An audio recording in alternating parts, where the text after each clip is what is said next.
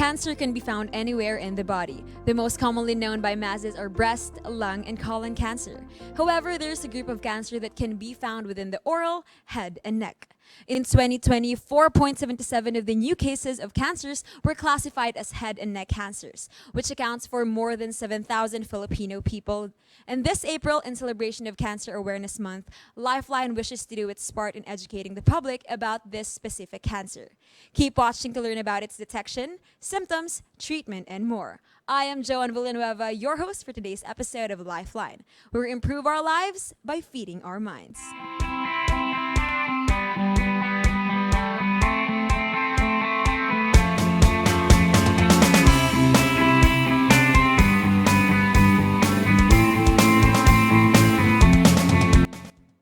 Joining us today is Dr. Clevelinda Calma, a medical oncologist at the UST Hospital. Good day, Dr. Calma. We are so glad to have you here. How are you, Doc? Good day, Joanne, and good day to our televiewers or virtual platform viewers. Now, to start off with our mission to educate the public, let us first ask the most basic question. What is head and neck cancer? Okay, basically, head and neck cancer is just that. It's cancer arising from the head and neck. Although the brain and the eyes generally are not part of the cluster of tumors known as head and neck. So when we talk about head and neck cancer, it refers to cancer arising from the, I'll go systematically, no? So from the mouth, so from the lips, lining of the cheek, tongue, gums, hard palate, and then you go up to the nose, nasal cavity, to the throat at the back. So it's called the pharynx. Sa back, you have, at the back of the nose, you have the nasopharynx. At the back of the mouth or oral cavity, you have the oropharynx. And below that is the hypopharynx. It may seem a little bit scientific, but it's something that you can already see online. No? So I'd like everyone to know more or less what it means. Okay, in addition, we also include the voice box, which is the larynx, and the salivary glands, or the glands that make our saliva. So those are the organs from which head and neck cancers arise from. All right, now given that head and neck cancer po is somehow na hindi mo siya maririnig often, may I ask what are the most common types of cancer so far in the country or even among your patients? You're referring to head and neck cancers? Yes. Okay, so true, it's not very common, no? As a matter of fact, if you look at the statistics, yung head and neck cancer, the most common among the head and neck cancers is nasopharynx. So yun yung nasa likod ng nasal cavity, no? It's number 15. All the others would go below it. Yung lowest, or baka yun lang ang na-catch ng statistics, is 30th as the most common cancer in the Philippines, which is hypopharynx. So what we see in practice in the Philippines reflects that, no? So the most common is nasopharynx, although it's not as common as you said earlier, lung, breast, and colon. Yes. Now, what are the most common causes of head and neck cancer? Okay.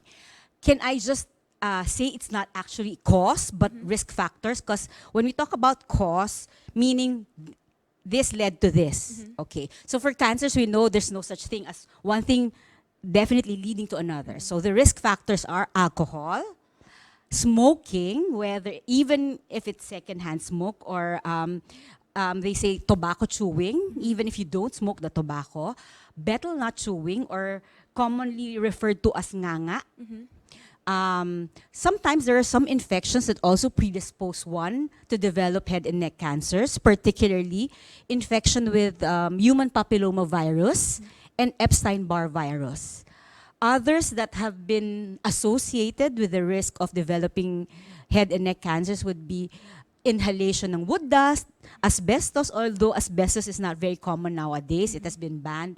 Yung mga formaldehyde, synthetic fibers, so yan. Of course, not to scare everyone, it does not necessarily mean that those who have risk factors will develop it.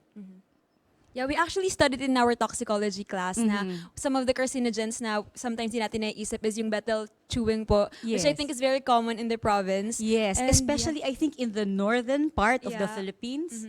And even yung sa wood dust. So I think it's very important na we're educating the public na yung wood dust, yung asbestos, it could cause cancer, so that yung mga nagwo-work sa industry na yun, they could watch out for it as it can protect cause. themselves. Yes. So now for the next question is, what should a normal person look out for if they suspect that they have head and neck cancer? Okay.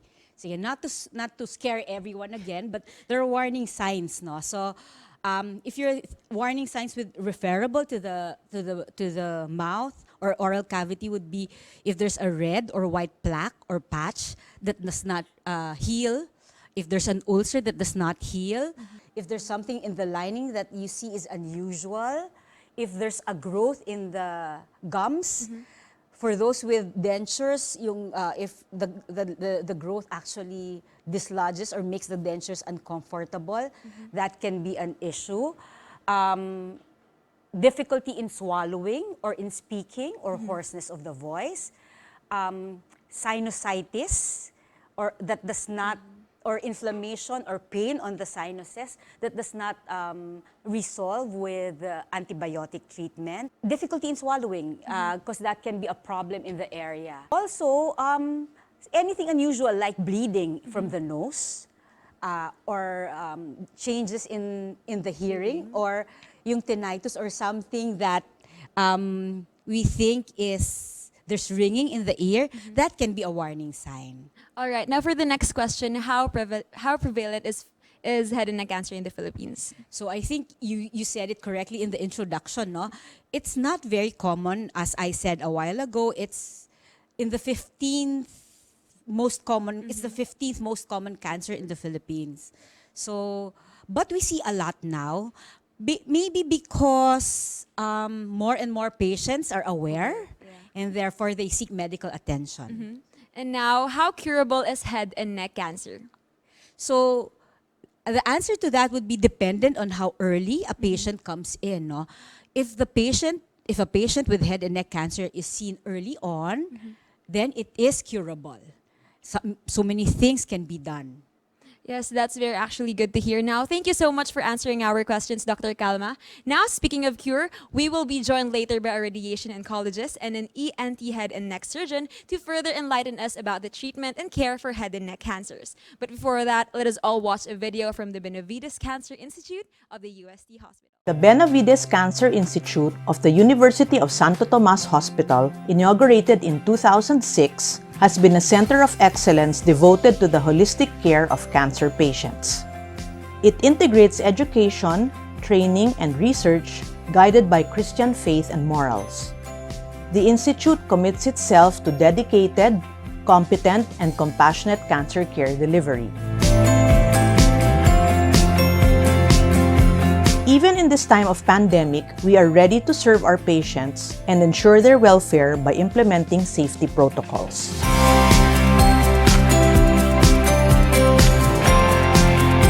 Huwag kang mag-alala, safe at alaga ka dito. The center is well-equipped and sanitized, maintains proper physical distancing measures, including full vaccination of its staff to prevent the transmission of COVID-19. At BCI, we deliver state-of-the-art management through the optimal utilization of facilities and technology in a patient-friendly environment. Optimal and efficient cancer care is best achieved when doctors from medical, surgical, and radiation oncology fields, together with allied healthcare specialists, come together to discuss the most appropriate management for every patient. This interaction between physicians, the patients, and their relatives is made possible through multidisciplinary meetings that are conducted using online platforms to ensure that the best possible care is delivered to each and every patient. The center will operate our brand new Varian Vital Beam Linear Accelerator later in the year. It will allow us to deliver efficient radiation therapy techniques such as stereotactic radiosurgery and stereotactic ablative body radiotherapy. The center offers chemotherapy for all cancer patients. The section of hematology provides comprehensive care of patients with leukemia and other blood disorders. Bone marrow biopsies are done by our highly competent hematologists that enable the accurate diagnosis of malignant blood disorders. The center also offers outpatient transfusion and treatment for both benign and malignant blood diseases. Here at the Benavides Cancer Institute, we make sure that all your needs will be given in the best possible way.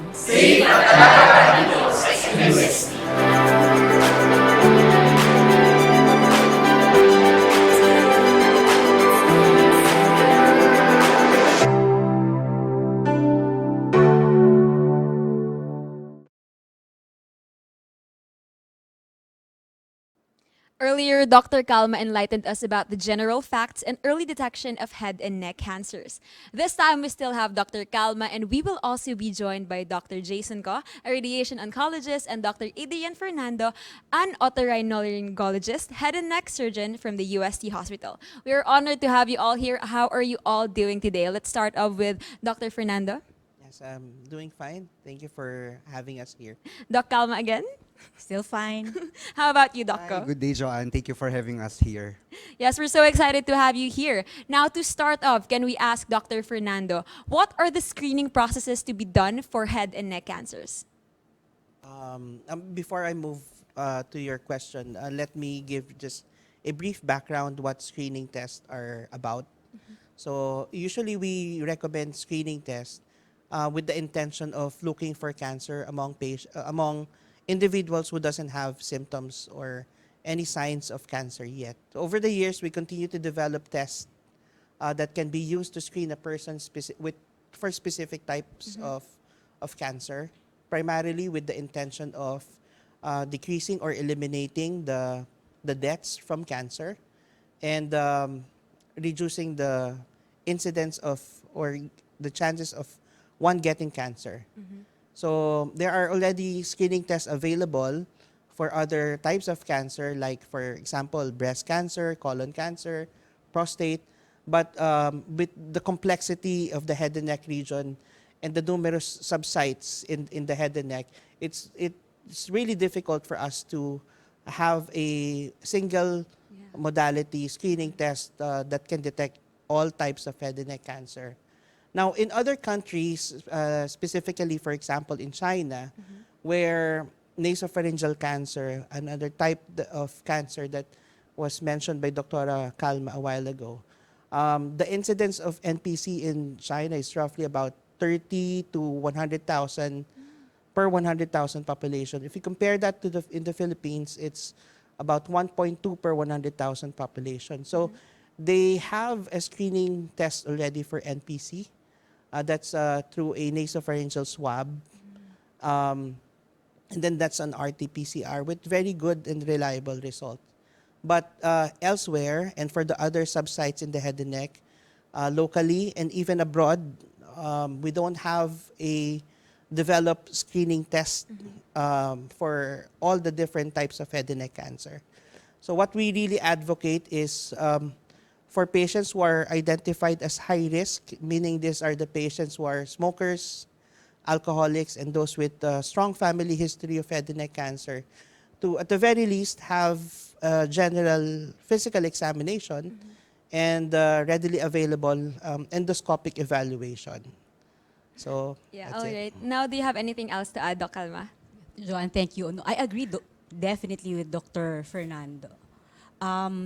Let me just remind everyone that there is no screening, kasi nga ang dami, no? There's no screening, no screening modality that is proven for head and neck cancers. But if you're at increased risk, it's best to always seek medical attention so that you can be helped with quote-unquote screening. So like if you're a smoker, as he said, if you're an alcohol beverage drinker, and if you see some warning signs, which I mentioned a while ago, it's best to be seen by a medical professional. All right. Now, for Dr. Co and Dr. Fernando, how do you oversee a patient with head and neck cancer? Dr. Co. So, thank you, Joanne, for that question. So, once we see a patient and a patient is diagnosed with cancer, we know there are a lot of doctors that will be handling the patient. And we know for a good outcome for your patients, your doctors should be talking with each other. So at UST Benavides Cancer Institute, no, we advocate what we call multidisciplinary treatment, no, in which the different specialists, for example, your surgeon, your medical oncologist, your radiation oncologist, together with the other teams of doctors, for example, radiologists and pathologists, talk to each other, no, to make sure that we are in consonance on what we want to do and what is the best treatment options for the patient. All right, anything else to add, Doc Fernando? Okay. For patients with head and neck cancer, they have different symptoms and different concerns because basically based on a lot of factors, depending on the site and the stage where they seek initial consult. So we need to make sure that these concerns are managed accordingly. And just like what Dr. Jayson Co mentioned, we advocate multidisciplinary management. It's a multidisciplinary team approach, not just for head and neck cancer, but for all cancers in general. So the composition of the multidisciplinary team will primarily depend also on the type of cancer. So other factors that may also influence the composition of the team will depend on what's the histopath, what's the stage, and the overall goals for the management. All right, now for the next question po, Doc Calma, are there any cases where it doesn't have to be multidisciplinary, like kunwari radiation oncologist lang po, ganon, or others? So technically with head and neck cancers, I think it's one of the malignancies where the most important management is a team approach, no? I think I cannot overemphasize what they already mentioned, no? That we need a lot, no? Not only the three specialties like medical oncology, surgery, or otorhinolaryngology and radiation oncology. There are others who should be involved in the management of a patient with head and neck malignancies, like the speech therapist, the dietitian who will take care of the nutrition, even psychiatric or psychological support, and even religious support for the patient. Of course, at the center of all this management is the patient. So we are multidisciplinary team. So for Dr. Fernando, at what stage should a patient be wherein surgery is already recommended? Okay, for surgery, the decision whether the patient warrants surgery, and not only for surgery, chemo or radiation or combination of these treatment modalities, as well as the sequencing of the treatment modalities, do not really or do not solely depend on the stage, but they depend on the behavior of cancer. So most primarily, though most head and neck cancers are managed by surgery followed by adjuvant treatment, there are some head and neck cancers that are treated in a different way. All right, now another question, is there a specific type of surgery that needs to be undergone? Okay, for most but not all head and neck cancer, we still perform the conventional open resection with the goal of achieving wide and adequate margins of resection or margins, and with the goal to render the patient grossly tumor-free before they start the adjuvant treatment. But today, in the advent of functional preservation, there are several minimally invasive techniques or surgeries that we can offer for some patients with good patient selection. So an example of this is the robotic surgery for transoral robotic surgery, for the oropharynx, endoscopic thyroid surgery, and of course, endoscopy for nose and paranasal sinus malignancies. Now another question, Doc Fernando, what is the process of removing tumors from somebody who has head and neck cancers? Okay, the process depends on which tissue will be removed. So, for example, if we're going to remove the nose and the paranasal sinuses, we generally call it maxillectomy. When we remove the tongue, we call it a glossectomy. When we remove the voice box, it's a laryngectomy. But in general, when we need to remove any forms of head and neck cancer, it has to be excised with adequate margins. So we usually call it wide margins, wide resection. Now, what are the risks after undergoing these surgeries? Okay, there's actually a lot of risk. Okay, and this must be discussed well with the patient and the family because of the complexity of of the head and neck region, removing a cancer from a specific site will cause a functional disability. That's why we want to emphasize, no, and discuss this thoroughly. It's a multidisciplinary team. And we also want to emphasize the need for a well-rounded reconstruction after the surgery.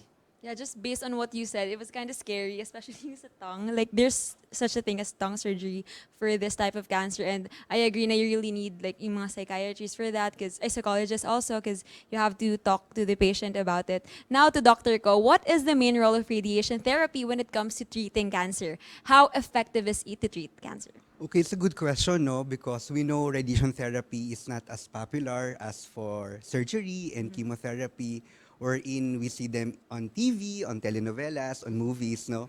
So, medyo low-key kaming mga radiation. So, to give you a summary, so radiation therapy is simply giving what we call an ionizing radiation. So, at BCI, the most commonly used radiation will be high-energy X-rays, no? So, what these X-rays do, no, they inhibit the ability of the cancer cells to divide, therefore destroying them. And Joanne, in terms of effectivity, no, we know radiation therapy is one of the backbone, no, for the treatment of cancer. And when it is given into the right patient, no, it is effective. The effectiveness or the ability of radiation therapy either to cure or palliate will depend with the stage as well as the individual nature of the patient. Now, another question. When would radiation therapy be recommended for treatment? So radiation therapy plays a major role in the head and neck cancers. So it can be given first as a primary treatment, meaning primary treatment, it is used as the bida, no, or the definitive treatment for the cancer. For example, we have this cancer, what Doc Ian told us earlier, the nasopharyngeal cancer. It is located at the back of the nose, wherein surgery will be very difficult. So in this situation, radiation therapy can be given as the primary treatment together with chemotherapy. Also, in some instances, radiation therapy can be given after surgery. For example, if there are risk features that will tell us that after surgery, there is a high propensity of it coming back to that area, we can give radiation therapy to somewhat, in the layman's term, sterilize the area to decrease the chance of it coming back to that site.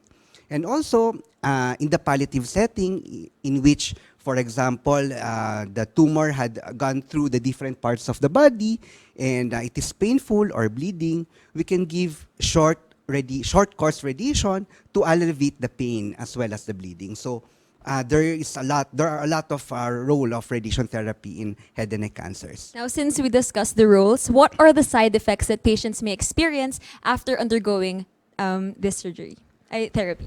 Okay. So, we know, Joanne, getting treatment for cancer is both mentally and physically exhausting, not just for radiation, but as well as chemotherapy and surgery, And we know, in most cases, these are manageable. So, in terms of radiation, the most common side effects of radiation to the head and neck site are dryness of the mouth, having ulcers or singaw sa bibig, as well as difficulty in swallowing and change in taste sensation. So ultimately, these side effects may help or may produce difficulty in eating. So it is very important for us, your doctors, to explain to the patient what is expected so they will be prepared. So at Benavides Cancer Institute, we make sure that we tell and we educate the patient and empower them on how to manage their side effects. Yes, now for the next question, are there any lifestyle changes that you should inform your patients about when it comes to this radiation therapy? Dr. Calma. Okay, hi. Yes, John, thank you. So that's a very common question patients have, or even non-patients, no? So because I said a while ago that one of the risk factors is, or two of the most common risk factors would be alcohol and smoking. Therefore, alcohol cessation and smoking cessation are of paramount importance. Healthy lifestyle, generally, good, well-balanced diet, and moderate exercise. I think that will go also for the rest of the not only on diagnosis, but during and even after the treatment. Okay, so now another question for Doc Calma and Doc Fernando. With the Philippines' current technological and medical prowess, can we consistently combat head and neck cancers? My short answer is yes, definitely yes.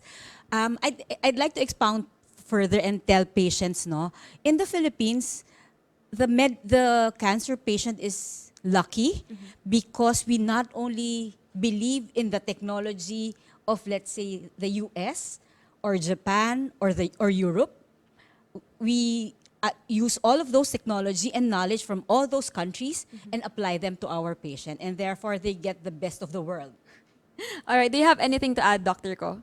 Regarding your question, I think in the Philippines, in UST, I believe that our treatment is at par at what is offered abroad, and in the region, we have the hardware and we have the experts in the field to treat head and neck cancers. So I think what Dr. Calma told us earlier, that it really depends on how early we catch these patients. So it's very important really to consult your doctor, and if you have these warning signs, to seek help, so that there will be a lot of options that can be done to address your problems. All right, so as we end this show, do you have any message for our viewers? Let's start with, who wants to go first? Doc Calma.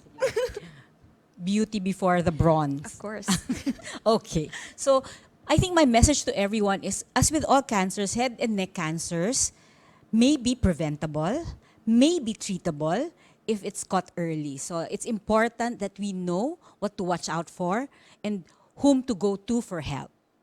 All right, how about you, Dr. Ko? So I would like to tell our audience that we know in the Philippines and all throughout the world, having cancers or the possibility of having cancers carries somewhat a stigma in which we are very apprehensive. So I think it's very important to overcome this apprehension and talk to your doctors, that can explain to you what is needs to be done, and how soon na ibibigay yung treatment. So that's all.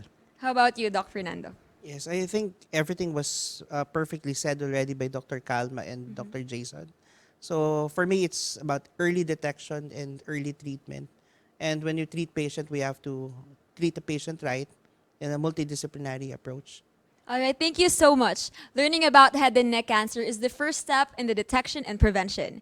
After learning about them, if you want to give hope and aid to those ailing in this disease, you can help medically indigent patients by contacting the UST Hospital on their main line, 8731-3001.